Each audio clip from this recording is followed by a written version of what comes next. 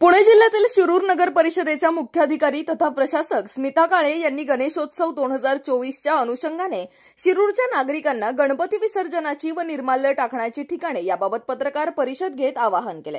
नेमके काय आवाहन केलंय मुख्याधिकारी यांनी याचाच प्रत्यक्ष आढावा घेतलाय आमचे विभागीय संपादक रवींद्र खुडे यांनी। पाहूयात। नमस्कार। सध्या सुरू असणाऱ्या गणपती उत्सवानिमित्त शिरूर नगर परिषदेकडून शिरूर शहरवासियांना खूप शुभेच्छा।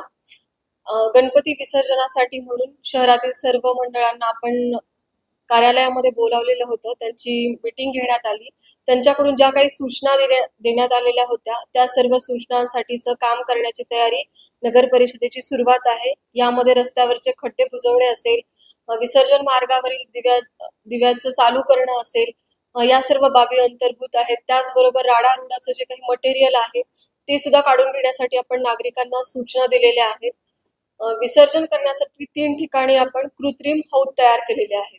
एक विसर्जन घाट, दशक्रिया विधी घाट आणि रयत शिक्षण संस्था याचं ग्राउंड। सर्वात जास्त गर्दी ही असं दिसून येते की विसर्जन घाटावरती असते। दरवर्षी त्या ठिकाणी एक कृत्रिम तलाव तयार केलेला आहे, त्यामध्ये विसर्जन केले जाते।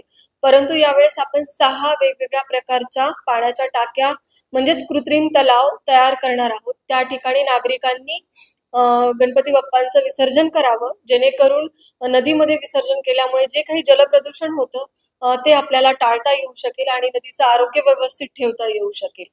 त्याचबरोबर अशाच पद्धतीची सुविधा आपल्याकडे दशक्रिया विधी घाटावरती सुद्धा आहे आणि त्याचबरोबर रयत शिक्षण संस्थेच्या ठिकाणी सुद्धा आहे। वात्सल्य सिंधू फाउंडेशन आणि नगर परिषद यांच्यातर्फे एक सेल सुद्धा उभा करण्यात आलेला आहे। त्या ठिकाणी जर कुठल्या भाविकाला आपल्या गणपती बाप्पाची मूर्ती दान करायची असेल तर ते सुद्धा ते आपल्या ऐच्छिक याने करू शकतात, जेणेकरून ते आपल्याला चांगल्या पद्धतीने वापर करता येईल।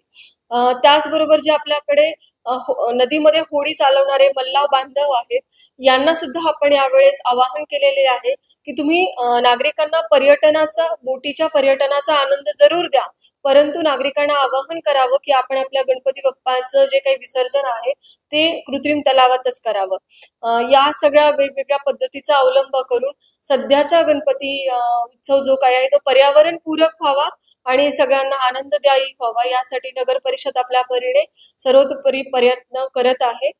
धन्यवाद।